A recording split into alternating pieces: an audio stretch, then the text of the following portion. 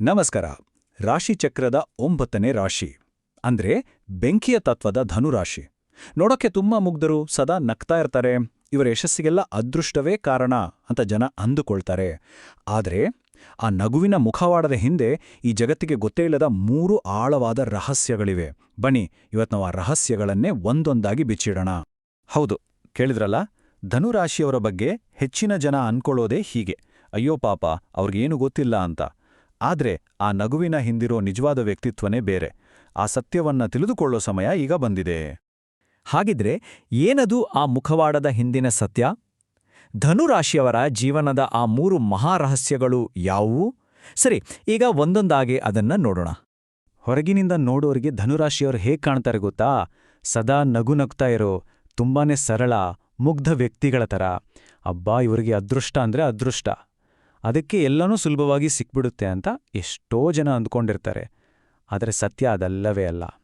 ಆದರೆ ಒಂದು ವಿಷಯ ನೆನಪಿನಲ್ಲಿರಲಿ: ಕೆಲವೊಮ್ಮೆ ಮುಗ್ಧತೆಯೇ ಒಂದು ದೊಡ್ಡ ಅಸ್ತ್ರ ಆಗ್ಬಲ್ಲದು. ಮತ್ತೆ ಅವರ ಮೌನದ ಹಿಂದೆ ಒಂದು ಮಾಸ್ಟರ್ ಪ್ಲಾನ್ ಅಡಗಿರ್ಬೋದು. ಆ ರಹಸ್ಯಗಳು ಯಾವುವು ಅಂತ ತಿಳಿಯೋ ಕುತೂಹಲ ಶುರುವಾಯ್ತಾ? ಹಾಗಿದ್ರೆ ಒಂದೊಂದಾಗಿ ನೋಡೋಣ ಬನ್ನಿ. ಮೊದಲನೇ ರಹಸ್ಯ: ತಂತ್ರಗಾರಿಕೆಯ ಮುಗ್ಧತೆ. ಹೌದು, ಇದನ್ನ ಕೇಳಿದ್ರೆ ಆಶ್ಚರ್ಯ ಆಗ್ಬೋದು. ಅವರ ಮುಗ್ಧತೆಯನ್ನ ಯಾವತ್ತೂ ಅವರ ದೌರ್ಬಲ್ಯ ಅಂತ ಅನ್ಕೋಬೇಡಿ, ಯಾಕಂದ್ರೆ ಅದು ಅವರ ಅತ್ಯಂತ ಚಾಣಾಕ್ಷ ತಂತ್ರಗಾರಿಕೆಯ ಒಂದು ಭಾಗ. ಜನ ಅಂದ್ಕೋತಾರೆ ಇವರು ಮುಗ್ಧರು, ಸುಲಭವಾಗಿ ಮೋಸ ಮಾಡ್ಬೋದು ಅಂತ. ಆದ್ರೆ ನಿಜ ಏನಪ್ಪಾ ಅಂದ್ರೆ, ಎದುರಾಳಿ ಯಾವ ಆಟ ಆಡ್ತಿದ್ದಾರೆ ಅನ್ನೋದನ್ನ ಇವರು ಮೊದಲೇ ಗ್ರಹಿಸ್ಬಿಟ್ಟಿರ್ತಾರೆ.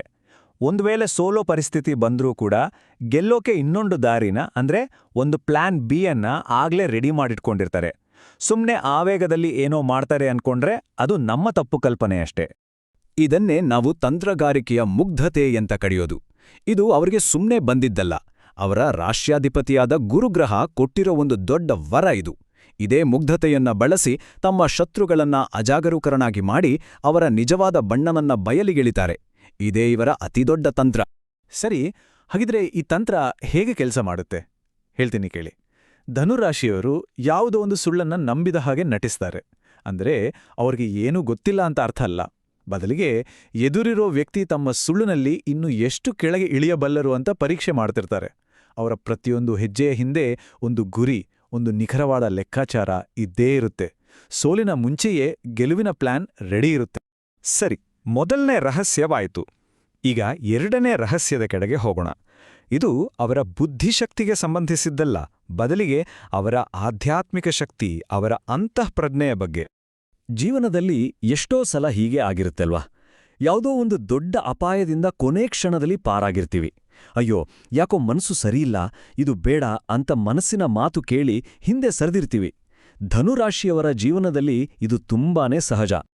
ಇದು ಸುಮ್ಮನೆ ಕಾಕತಾಳೀಯ ಅಂತ ಅಂದುಕೋಬೇಡಿ. ಇದು ಧನುರಾಶಿಯವರಿಗೂ ಆ ದೈವಕ್ಕೂ ಇರೋ ಒಂದು ನೇರ ಸಂಪರ್ಕ.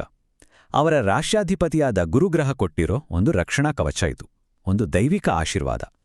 ಈ ದೈವಿಕ ರಕ್ಷಣೆ ಹೇಗೆಲ್ಲ ಕೆಲಸ ಮಾಡುತ್ತೆ ಗೊತ್ತಾ? ಕೆಲವೊಮ್ಮೆ ಕೂದಲೆಳೆ ಅಂತರದಲ್ಲಿ ದೊಡ್ಡ ಆಕ್ಸಿಡೆಂಟಿಂದ ಪಾರಾಗ್ತಾರೆ.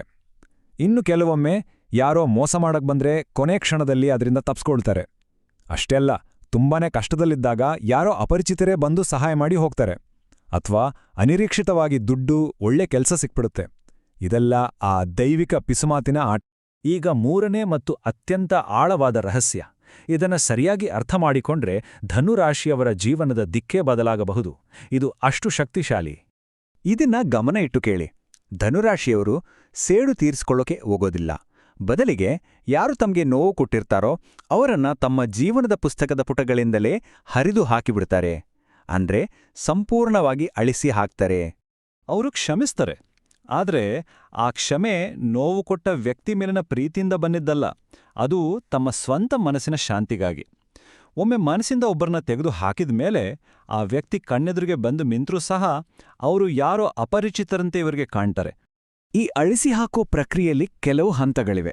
ಮೊದಲನೇದು ತಮ್ಮ ನೆಮ್ಮದಿಗಾಗಿ ಕ್ಷಮಿಸೋದು. ಎರಡನೇದು ಆ ವ್ಯಕ್ತಿಯನ್ನ ಮನಸ್ಸಿನಿಂದಲೇ ಸಂಪೂರ್ಣವಾಗಿ ಅಳಿಸಿ ಹಾಕೋದು. ಅವರ ಜೊತೆ ಶೂನ್ಯ ಸಂವಾದ ನೀತಿಯನ್ನ ಪಾಲಿಸೋದು. ಅಂದ್ರೆ ಯಾವುದೇ ಮಾತುಕತೆ ಇಲ್ಲ. ಕೊನೆಗೆ ತಮ್ಮ ಯಶಸ್ಸಿನ ಮೂಲಕವೇ ಉತ್ತರ ಕೊಡೋದು. ಅವರ ಯಶಸ್ಸೇ ಅಂತಿಮ ಮಾತು. ಅವರ ಈ ಗುಣಗಳೇ ಅವರ ಭವಿಷ್ಯವನ್ನ ರೂಪಿಸೋದು. ಇಷ್ಟು ದಿನ ಅನುಭವಿಸಿದ ಎಲ್ಲ ನೋವು ಕಷ್ಟ ಹೋರಾಟಗಳಿಗೆ ಒಂದು ದೊಡ್ಡ ಪ್ರತಿಫಲ ಸಿಗೋ ಸಮಯ ಈಗ ಹತ್ರ ಬರ್ತಾ ಇದೆ. ಏನದು ಮಹತ್ವದ ತಿರುವು? ನೋಡೋಣ ಬನ್ನಿ. ಈ ಸಂಖ್ಯೆಯನ್ನ ಚೆನ್ನಾಗಿ ನೆನಪಿನಲ್ಲಿಟ್ಕೊಳ್ಳಿ. 2026. ಹೌದು, 2026ರಲ್ಲಿ ಧನುರಾಶಿಯವರ ಜೀವನದಲ್ಲಿ ಒಂದು ಅದ್ಭುತವಾದ ರಾಜಯೋಗ ಶುರುವಾಗ್ತಾ ಇದೆ. ಹಾಗಿದ್ರೆ ಏನಿದೋ ರಾಜಯೋಗ? ರಾಜಯೋಗ ಅಂದ್ರೆ ಅಧಿಕಾರ, ಯಶಸ್ಸು, ಕೀರ್ತಿ, ಗೌರವ ಎಲ್ಲವನ್ನೂ ತಂದುಕೊಡುವ ಗ್ರಹಗಳ ಒಂದು ವಿಶೇಷ ಸಂಯೋಗ. ಇದರರ್ಥ ಇಷ್ಟು ದಿನ ಅನುಭವಿಸಿದ ನೋವಿಗೆ, ನಂಬಿಕೆ ದ್ರೋಹಕ್ಕೆ ಕಾಲವೇ ಉತ್ತರ ಕೊಡಲಿದೆ. ಇಷ್ಟು ದಿನ ಕೈಗೆಟುಕದಿದ್ದ ಗುರಿಗಳು ಈಗ ಸುಲಭವಾಗಿ ಕೈಗೆಟುಕಲಿವೆ. ಆದ್ರೆ ಈ ಶಕ್ತಿಯುತ ಸಮಯವನ್ನ ಸರಿಯಾಗಿ ಬಳಸ್ಕೊಳ್ಳೋಕೆ ಒಂದು ಪ್ರಮುಖ ಸಲಹೆ ಇದೆ. ಧನುರಾಶಿಯವರ ದೊಡ್ಡ ಶಕ್ತಿ ಅಂದ್ರೇನೆ ಸತ್ಯವನ್ನ ನೇರವಾಗಿ ಮುಖಕ್ಕೆ ಹೊಡೆದ ಹಾಗೆ ಹೇಳೋದು. ಇದು ಒಳ್ಳೇದೇ, ಆದ್ರೆ ಸಮಯ ಸಂದರ್ಭ ನೋಡದೆ ಸತ್ಯ ಹೇಳಿದ್ರೆ ಅದು ಅನಾವಶ್ಯಕ ಶತ್ರುಗಳನ್ನ ಸೃಷ್ಟಿ ಮಾಡಬಹುದು. ಹಾಗಾಗಿ ಎಚ್ಚರಿಕೆ ಇರಲಿ. ಮತ್ತೊಂದು ಕೊನೆಯ ಮಾತು: ತಮ್ಮ ಯೋಜನೆಗಳನ್ನ, ತಂತ್ರಗಳನ್ನ ಎಲ್ಲರ ಮುಂದೆ ಬಿಚ್ಚಿಡಬಾರ್ದು. ಪ್ಲಾನ್ಗಳು ಯಾವಾಗ್ಲೂ ಮೌನವಾಗಿರಲಿ. ಆಮೇಲೆ ಆ ಯಶಸ್ಸೇ ಜಗತ್ತಿಗೆಲ್ಲ ಕೇಳಿಸುವ ಹಾಗೆ ಸದ್ದು ಮಾಡ್ಲಿ. ಧನುರಾಶಿಯವರು ಹುಟ್ಟಿರೋದೇ ಗೆಲ್ಲೋಕೆ. ಅವರಲ್ಲಿರೋ ಧೈರ್ಯ, ಜ್ಞಾನ ಮತ್ತು ಆ ದೈವಿಕ ಶಕ್ತಿಯೇ ಅವರ ರಕ್ಷಾ ಕವಚ. ಈಗ ಈ 3 ರಹಸ್ಯಗಳು ತಿಳಿದ ಮೇಲೆ ಈ ಶಕ್ತಿಯನ್ನ ಬಳಸಿ ಅವರು ಏನನ್ನೆಲ್ಲ ಸಾಧಿಸ್ಬೋದು?